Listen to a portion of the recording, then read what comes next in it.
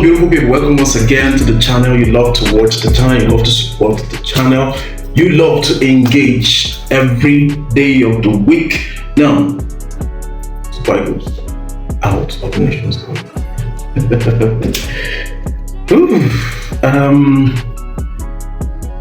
Yeah, there's something about the journey of Super Eagles in this tournament.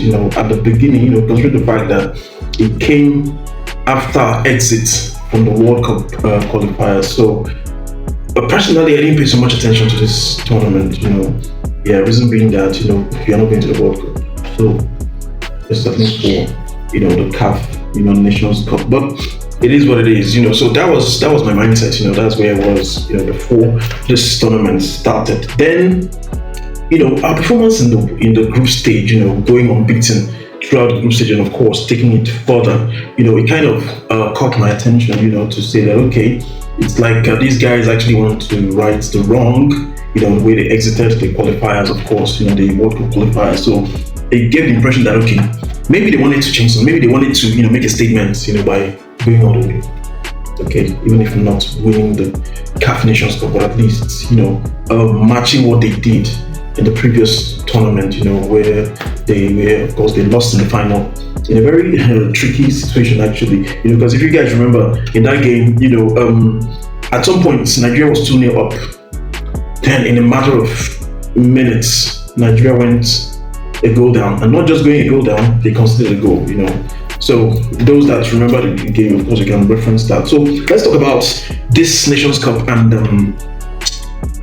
some key points, some areas we need to touch on, because for every venture there's always a story, so there are some things I feel we need to look at. So I start with the officiation.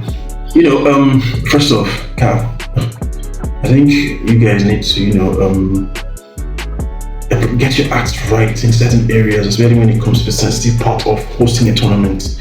At the beginning of the tournament, you already have your officials you want to use for every match. Now, all of a sudden, someone wakes up in Morocco to tell you that they're not comfortable with having an Algeria referee.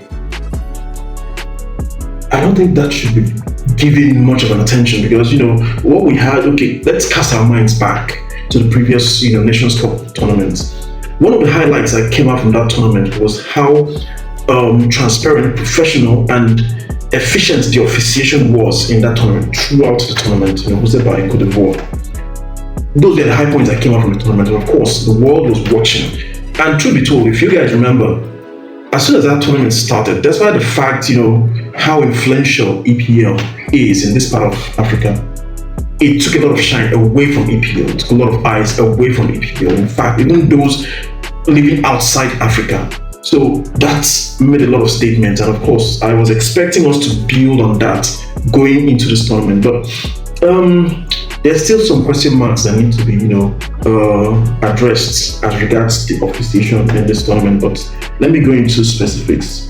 So, Nigeria-Morocco game. Yes, Morocco, the host nation. We know how passionate their fans, can be. Then coming into this tournament, we have a Ghanaian referee.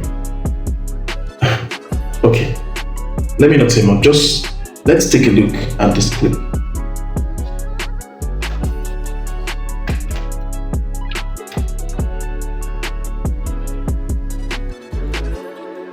Now, this was the challenge between Bruno and a Moroccan midfield. So we can clearly see that the ball did not cross the line at any point. Of course, the referee blew the whistle. So we're like, why are you blowing? Why are you stopping play? Like, what happened?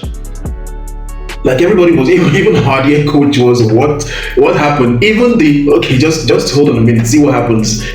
Just hold on. It was a strange decision, at that point of the game, because very funny. Even the Moroccans were surprised at, they didn't know what the ref called for. They didn't know what the ref called for. You understand? So,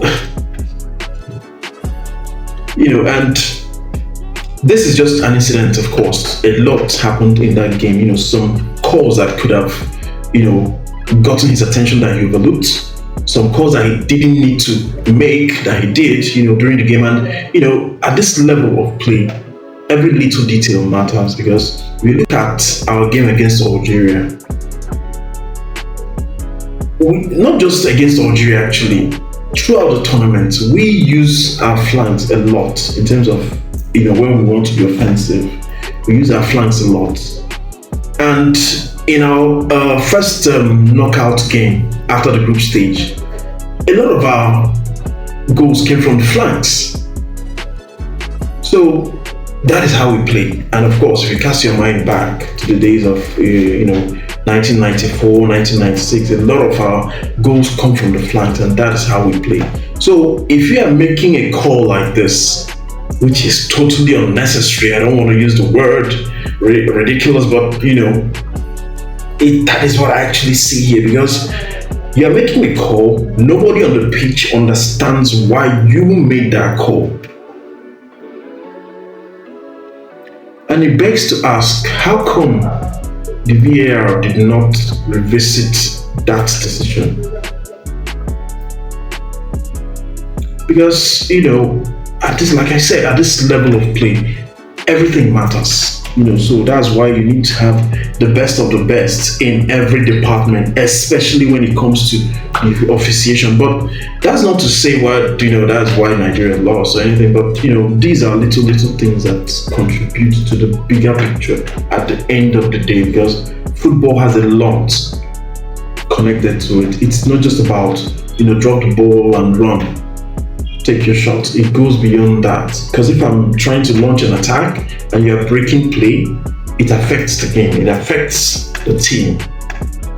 So that is a point I think CAF at this point needs to explain, because this is just one of it. But I don't want this video to be so long, so I'm not going to bring up the rest. Now, moving on to another important point I want to raise as regards the incidents that happened in the course of this tournament, and that has to do with our dear Super Eagles players. I don't want to call Chukwueze out, because anybody can miss penalty, we've seen that. But there's something about your attitude, not just with Chukwueze, but the team as a whole. You are in a tournament, you just dropped out of World Cup. The last time Nigeria won this tournament, the CAF Nations Cup, was in 2013. This is 2026. That is a long time. That's about 13 years. So, to say the least, you should be very serious. You shouldn't be on social media. You shouldn't be seen making videos, where you're eating or while you're on the bus, or you shouldn't be involved in that, because that means your attention is not 100% on the job. You're on a mission, guys. Yes, one could argue that, okay, it doesn't really matter and all that. Let me tell you the truth. As human beings, whatever you let into your system, give or take, affects what you let out. So in the course of a tournament, if you're on social media and you're taking in all the feedbacks, all the reactions on social media while on this kind of mission, you don't rule out the fact that somehow it affects the players. Correct me if I'm wrong. A lot of praises, we sang a lot of praises for these guys, and if they're on social media, there's every possibility they saw those contents, they saw those comments from people, and if care is not taken, it can be overwhelming, it can be a distraction, it can get into your head. Like I semi-final, but you already feel you've won the trophy, and that is where the danger lies. That is why these things should be cut out. If we really want to, if we really want to take this thing serious, if we really know that we are on a mission. You dropped out of World Cup. You are in CAF Nations Cup. Come on, guys. Winning this trophy would have been good. And to take it further, This is one area of our life that brings every Nigerian together. Football. This is one area of our lives that bring that will remove that toga, that tribal toga. No Hausa, no Fulani, no Igbo, no Yoruba, no Edo, nothing. No ethic. We are one. Because once our player puts the ball in the net, everybody says the same word, goal. So that is how powerful, that is how important this is to us as Nigerians. But if we allow distractions to come in while we are on the mission, it's going to result to this. So, my dear Super Eagle players, of course, you guys are superstars. You're big guys. You have your lives to live. But if you are called to serve, please, if you can, let's give out. Let's put our 100 into it. And putting your 100 into it has to do with what happens on and off the pitch. So that is my take on that. Exposure to social media, that was a mistake I feel that Super Eagles made, so I feel it's something we need to address in the coming days, because more tournaments are going to come, higher stakes are going to come up. So these are corrections I feel we need to make. Because truth be told, I don't want to go into, the structure of these two countries, Morocco and Nigeria, as regards football, and the sacrifices those guys have made, the things they've put in place to get to this point. Remember, these guys got to the semi-final of World Cup. So these guys have been building. I don't want to go into that, because if we go into that, then of course it's a mess totally. So I don't want to go into that. But if you're called to serve, as a Super Eagles player, guys, please put in your 100. Put in your 100, because that's moment of joy that we share across the world, because I'm talking about Nigerians in the country and outside. That moment of joy that we share because we see our team doing exploits, we see our team winning. That moment means a lot to so many of us, to millions of Nigerians. So if you wear that jersey to represent Nigeria in the Super Eagles, please, guys, we need you to do more. Then another point I would like to touch. I am not a coach. I'm not a professional coach, and I give a lot of kudos to Eric Chell. That guy has done a lot. For the first time, our first game in this tournament, the one I watched, I think it was the first knockout game after the group stage. I saw Super Eagles play the way I've never seen them play in a long while. I saw our guys putting the ball on the ground and connecting passes. 3, 4, 5, 6, 10 passes. I can't remember the last time I saw that. Yeah, we can say that, of course, the pitch in Morocco, of course, they have very good football pitch and football turfs in Morocco, and I give kudos to that. But of course, we can see the fingerprint of Eric Chell all over this team, in terms of the way they play, in terms of the way they press, in terms of the way they intentionally move to score. So I give a lot of kudos to him. But my opinion as regards what happened in the game against Morocco, based on the fact that they had a plan, they had a clearly mapped out plan for Osimhen and Lookman. It was clear. At some point, there was a cross that came into the box. 3 Moroccan players went for that ball. 3 Moroccan players, because of course the ball was coming to Osimhen. 3 guys went for that ball. And throughout that game, each time a cross comes into the box, Osimhen was always enjoying VIP treatment, front and back. These guys marked him.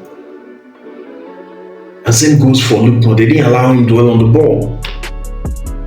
So that was their strategy, and of course it worked because, come on, a whole game we had one shot on target, as against their 5 shots on target.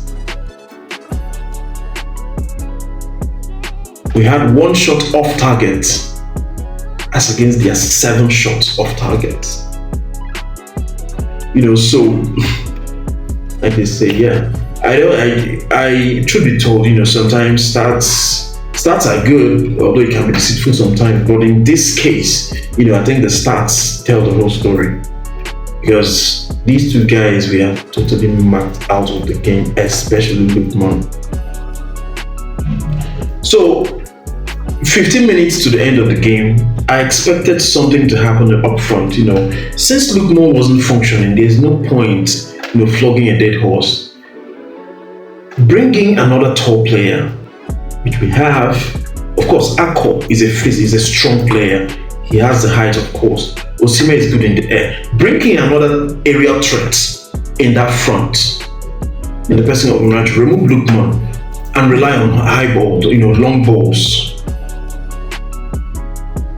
Because I believe within 15 minutes, if we relied on long balls, considering the amount of time because we had higher ball position compared to Morocco. So considering the time we had on the ball, especially our back line, if we had 3 tall guys up front who have aerial threats, there's a high probability that a mistake will happen within 15 minutes. Talking about the Moroccan defense. Bringing on Nacho, who has, of course, he's a very tall guy.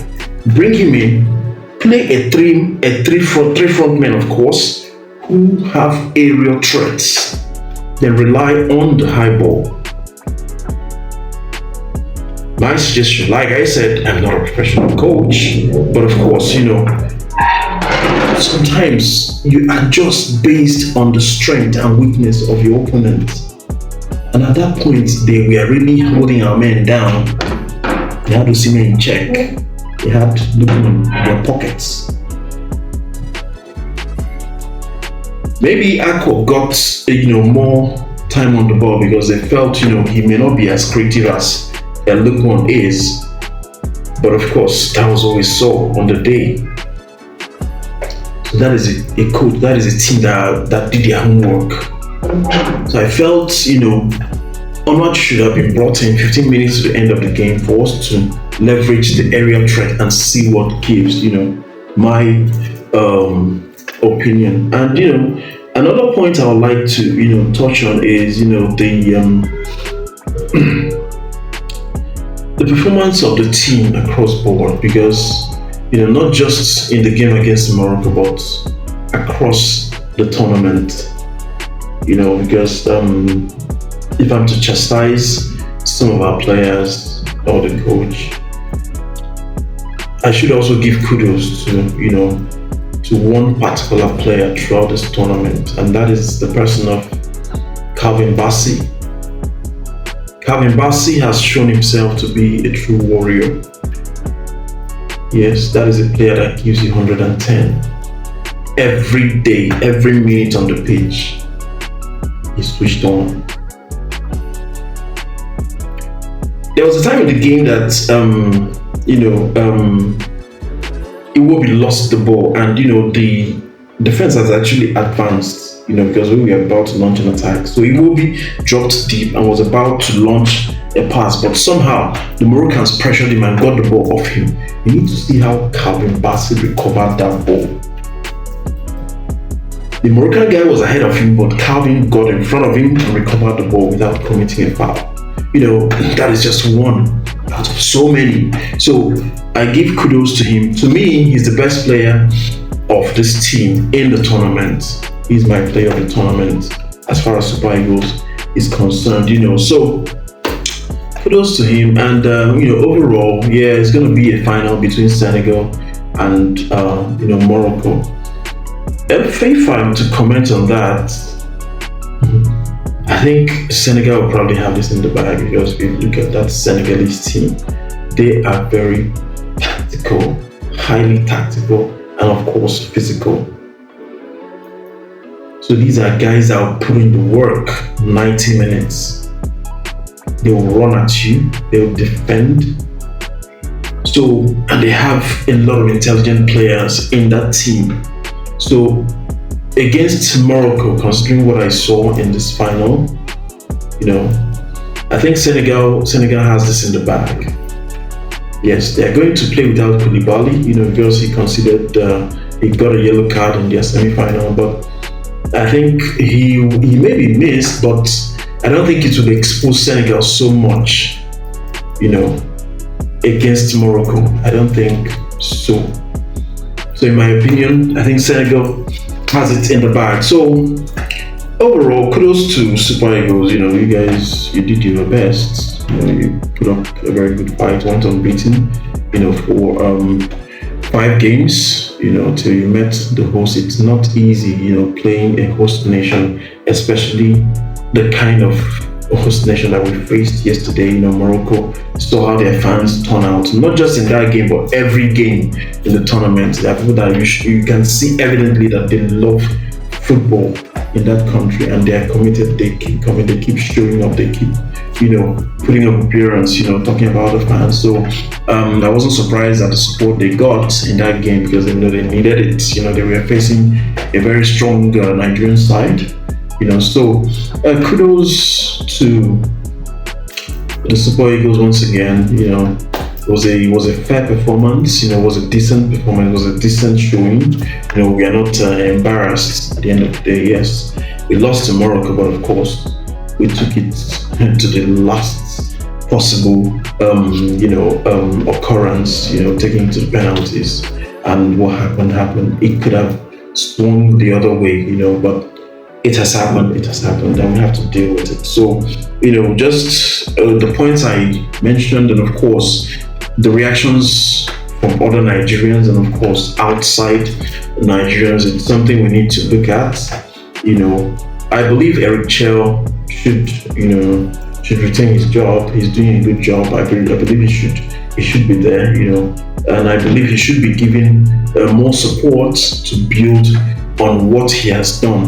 Within these few months, he has occupied this role as the Super Eagles coach. So let's give him all the support. Let's give him all the support that he deserves. All the support that he needs, and I believe we'll do better in the next tournament. I believe we'll do better. Way better. So on this note, I draw the curtain, and of course. Dear Nigerians, let's move on. It has happened. Let's keep enjoying the tournament. Let's enjoy the final. Remember, the 3rd place is coming up, against Egypt.